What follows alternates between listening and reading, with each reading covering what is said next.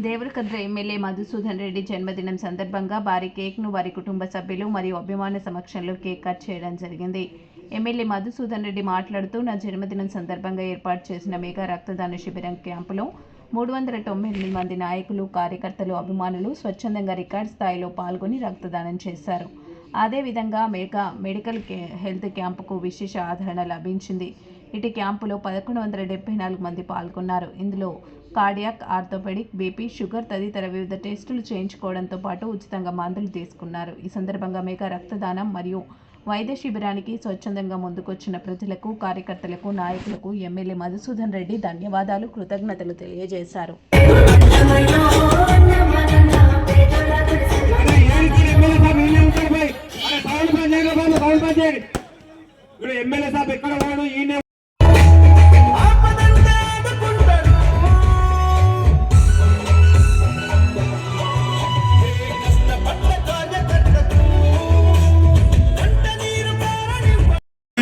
Feel కావద్దు.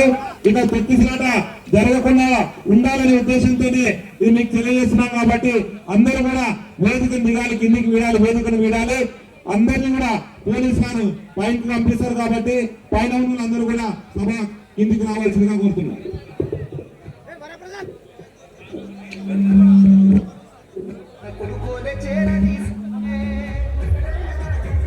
అందరూ కూడా ముఖ్య నాయకులు, కార్యకర్తలు ఎవరు కూడా ఒక పెద్ద మెడికల్ క్యాంపు ఈరోజు మీరు చూసారు.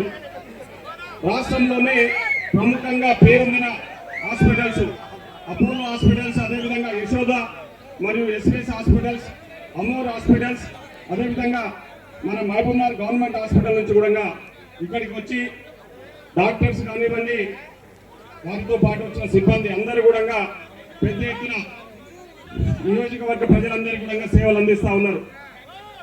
ముఖ్యంగా మన నియోజకవర్గాన్ని విద్య, వైద్యంలో ముందుంచాలని, ఆ రకంగా అన్ని రకాలుగా కూడా అభివృద్ధి పదంలోకి తీసుకెళ్లాలని నేను శాయశక్తుల ప్రయత్నం చేస్తా ఉన్నా.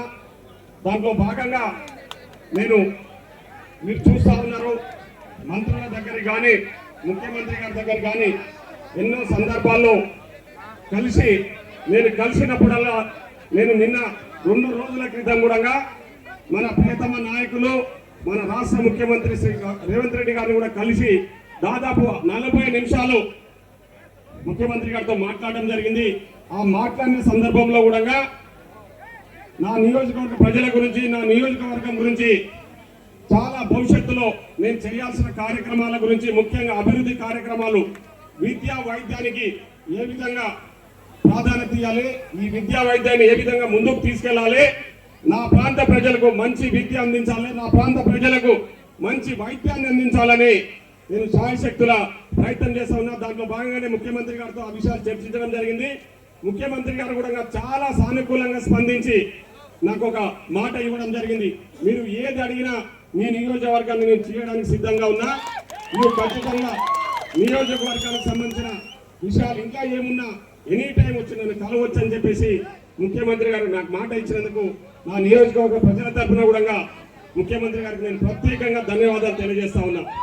ముఖ్యంగా నేను ఇక్కడ ఉన్న నా సోదరులందరికీ, నా సోదరి మనులందరికీ కూడా నేను ఒకటే కోరుతా ఉన్నా, నేను మీకోసం పనిచేయడానికి రాజకీయాలకు వచ్చిన వ్యక్తి, మీ బిడ్డగా, మీ తమ్ముడిగా, మీ అన్నగా ఈరోజు మీ అందరి సమక్షంలో ఒక మాట ఇస్తా ఉన్నా. నేను గతంలో ఎమ్మెల్యే గెలిచిన ఇప్పుడు మనం ఒక మీటింగ్ పెట్టుకున్నప్పుడే చెప్పిన, ఎక్కడ ఆపద ఉన్నా, ఎక్కడ సమస్య ఉన్నా, ఎక్కడ మీకు అవసరం ఉన్నా అక్కడ జిఎంఆర్ ఉంటాడు. ఈ జిఎంఆర్ ను ఎప్పుడు కూడా మరవద్దు. మీరందరూ కూడా ఈ జిఎంఆర్ ను గుండెల్లో పెట్టుకొని చూస్తున్న విషయం నాకు తెలుసు. సో ఈ ప్రేమ, ఈ ఆప్యాయత, ఈ అనురాగాలు ఇలాగే ఉండాలి.